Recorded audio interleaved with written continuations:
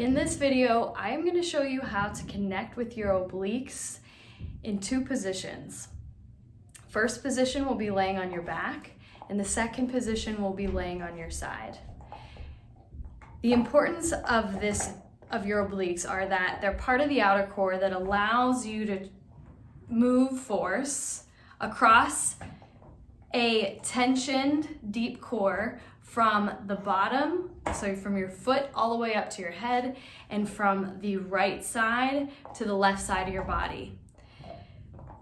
A lot of times early on in postpartum, these muscles can become dominant, so it's really important that you have a pretty fair handle on the deep aspect of your core, because it isn't until you have tension that you can transfer the force. In this early phase, we are going to focus on holds so that we can reprogram your nerves and your tissues in your body to understand the task and essentially be able to, picture a tree and picture a tree that didn't have many branches, and then picture a tree that had many, many branches. We essentially want this early time to be the time where we create a lot of branches. So we want to send a lot of nerve branches to the muscles in this early time while you're healing. And then as we build capacity and then make it more dynamic, it'll be easier to progress. So first thing you're going to do is lay on your back and find a neutral pelvis position. Your deep core is always the first step.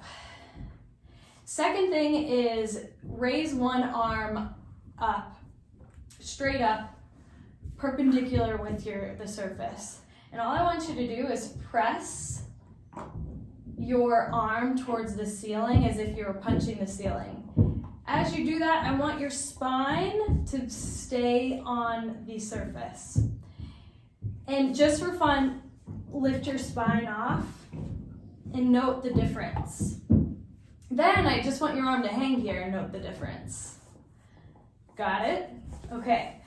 So then you're going to press as far as you can and then find a halfway point.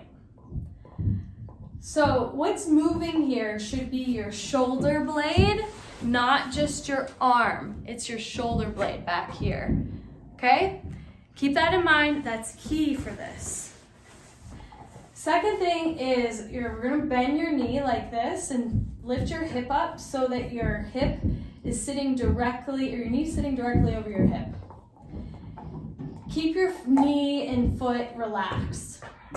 Now, draw on your deep core gently, or gently contract your pelvic floor, draw your belly button in, just gently. And you're gonna add on a gentle pushing action with your arm, and you're not gonna let your thigh move. So I'm gonna keep my thigh still as I push into my thigh with my hand.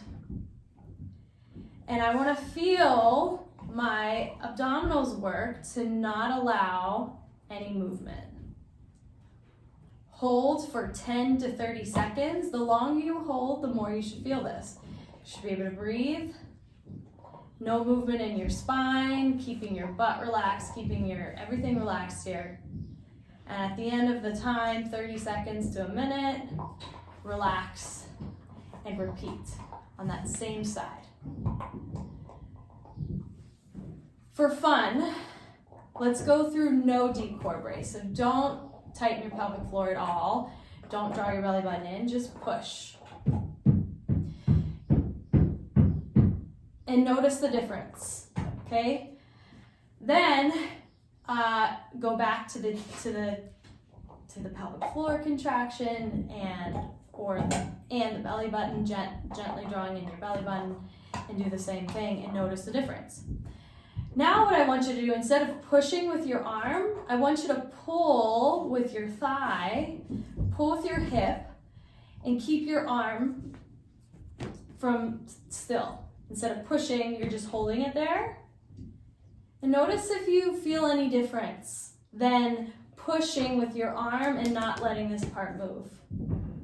Go back and forth between the two to see if you notice a difference. Write your notes down.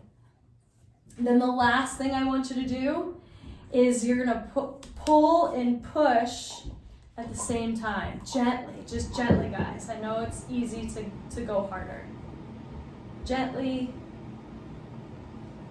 And then after 10 to 30 seconds to 60 seconds, relax. After 3 to 5 reps on this side, switch to this side. Right if you notice any difference from your right to your left side. So it would be this side and this arm opposite. Then what I want you to do is the same thing but with the same arm. So it's left and left, right and right. You're gonna go through the same process. Deep pelvic floor contraction, belly button, then together or separate. Then you're going to push your hand, your thigh isn't gonna move.